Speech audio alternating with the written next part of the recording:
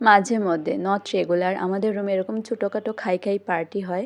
তো অনেক দিন হয়ে গেলো আমাদের রুমে নুডলস খাওয়া হয় না। তো আজকে আমার মন চাইছিল যে একটু নুডলস খাবো। তো কেয়াকে গিয়ে বললাম যে কেয়া, আমার নুডলস খেতে ভীষণ মন চাইছে। তো ও বলল যে তাহলে কার কাছে কী নুডলস আছে সব বের করো। তারপরে আমরা হচ্ছে নুডলস বের করলাম, বের করার পর দিয়ে দিলাম কেয়ার হাতে তুলে। এবার হচ্ছে কেয়া তার ইচ্ছে মতো রান্না করে আমাদেরকে খাওয়াবে।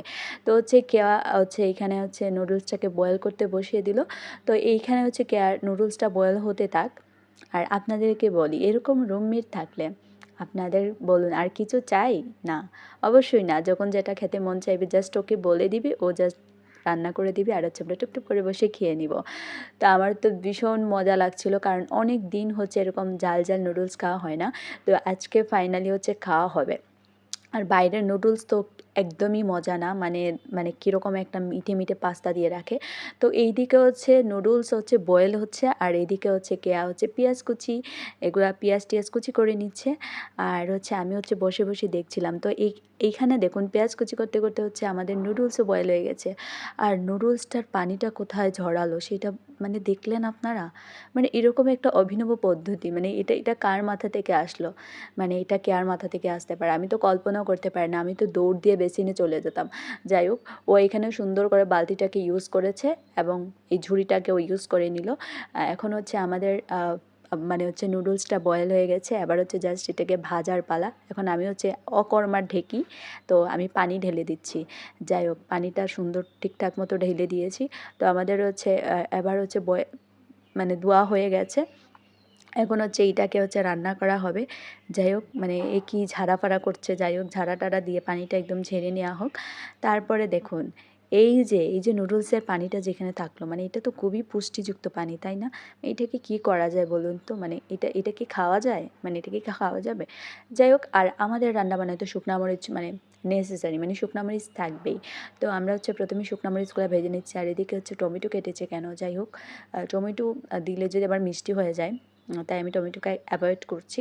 যাই হোক, শুকনা মরিচ ভাজা হয়ে গেছে, এবার হচ্ছে পেঁয়াজ ভাজছে। মানে তেলটা বেশি হয়ে গেছে, তাই না মনে হচ্ছে তো? কেয়া দিয়েছে তো সেই জন্য।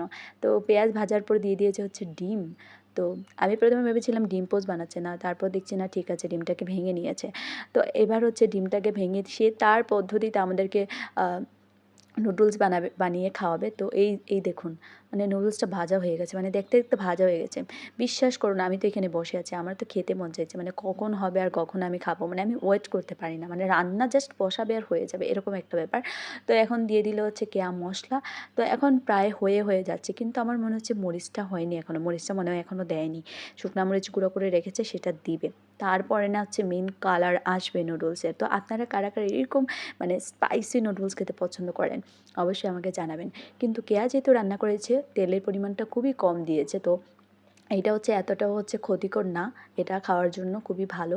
তো এই দেখুন, মানে মরিচ দেওয়ার আগে তুলে রেখেছে। তা বুঝতেই পারছেন আমাদের রুমে একজন বাচ্চা আছে, তার জন্য প্রতিবার এরকম রান্না করার সময় হচ্ছে তার জন্য মরিচ দেওয়ার আগে তুলে রাখা হয়। কারণ সে ঝাল খেতে পারে না। আর আমরা তো অবশ্যই ঝাল খাবো, ঝাল ছাড়া তো আমরা টেস্টই পাবো না। তো তারপরে এটাতে দেওয়া হলো হচ্ছে চিলি পাউডার। তো এখন হচ্ছে মানে মনে হচ্ছে যে ঠিকঠাক মানে স্বাদটা আসবে। তো এরকম করে হচ্ছে নেড়েচেড়ে হচ্ছে কেয়া ভেজে নিল, তারপর দিয়ে দিল হচ্ছে শুকনা মরিচ।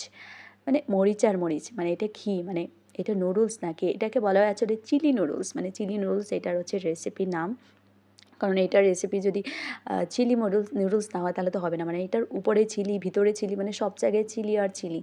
তো ফাইনালি আমাদের নুডলস হয়ে গেছে, আর এখানে হচ্ছে আমাদের বাচ্চাটার জন্য নুডলস, আর এদিকে হচ্ছে আমরা খাবো। তো মানে আপনাদের কী বলবো, মানে এটা এত পরিমাণে টেস্টি, এত পরিমাণে টেস্টি খেতে, মানে মানে আমি জাস্ট মানে কী বলবো, মানে খাচ্ছি আর বলছি যে thank you so much Keya, thank you so much Keya.